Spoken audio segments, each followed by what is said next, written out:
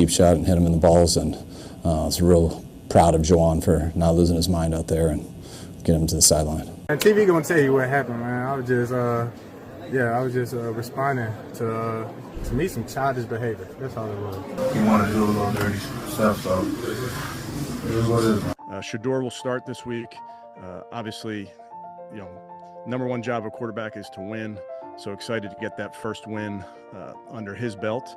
And then next thing is improvement, and that's what young players do.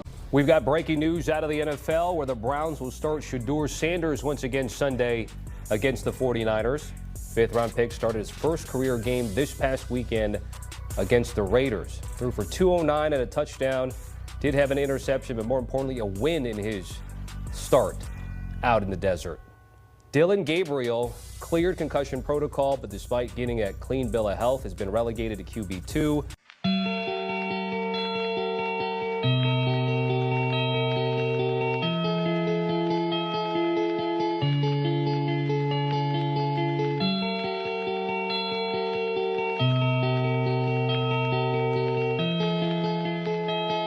Good play by Williams, who was very funny in our meeting last night.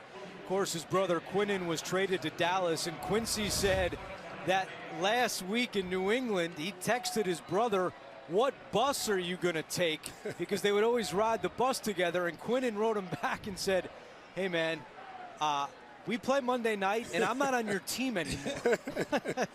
So you better catch one of the ones that's there. They got one diving off the field to avoid 12 men. Turk Wharton, who is able to get off the field. The Ravens have always played so well during the regular season and flamed out in the postseason. And so maybe this is the reverse of that. They haven't been great in the regular season this year. And even today, Lamar Jackson wasn't great today. And I don't know if it's because he can't run and he's limited and he's not doing the same type of things he normally does. But at some point, he's going to get all the way back. Their defensive players are coming back. They're all getting back on the field. And the Ravens, when they get in, and I still think they're going to win the division, when they get in, they're going to be one of those teams that nobody wants to play. J.J. McCarthy is a problem. I mean, let's be real. Nobody says it. Nobody has said it. I've continued to say it. The Vikings have a J.J. McCarthy problem. All we ever heard was, oh, Kevin O'Connell, he can fix everybody. Anybody who goes through there. He fixed Sam Darnold. Look at Daniel Jones now. He fixed him even as a backup. He can fix everybody. He's not fixing his own damn quarterback, is he? He's a problem right now. And if Kevin O'Connell and his staff can't fix J.J. McCarthy, they have a major problem.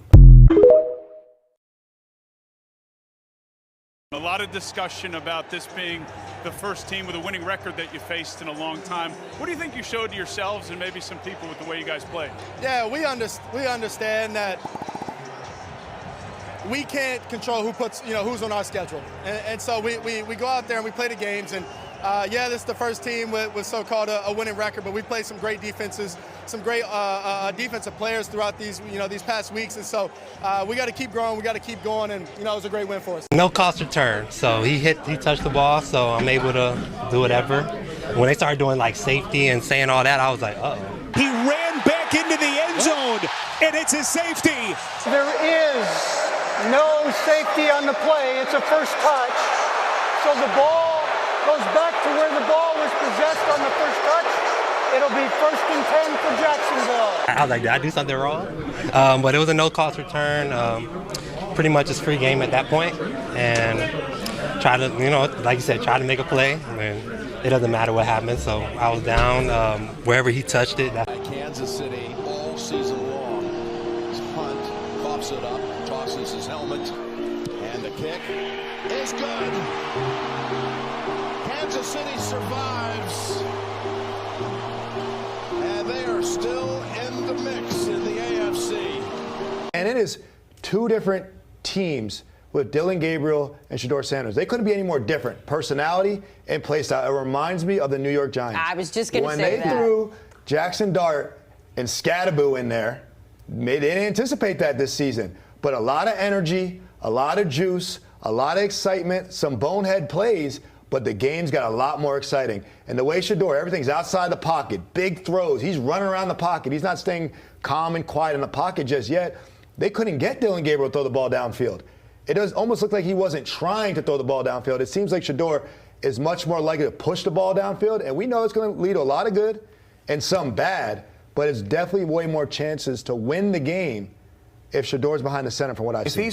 I'm a rookie, undrafted, so I'm the bottom of the bottom. I'm from Camden, New Jersey, so my life been up and down my whole life. So getting knocked down wasn't pretty much nothing, but it was more about getting back up. You get knocked down once or twice, you find yourself on the ground. What's going through your head? I'm about to get back up. I know everybody watching back at home too, and it's the Eagles, so it's like I ain't about to let nobody from Philly put their hands on me like that and not do nothing. So you weren't an Eagles fan growing up? Nah.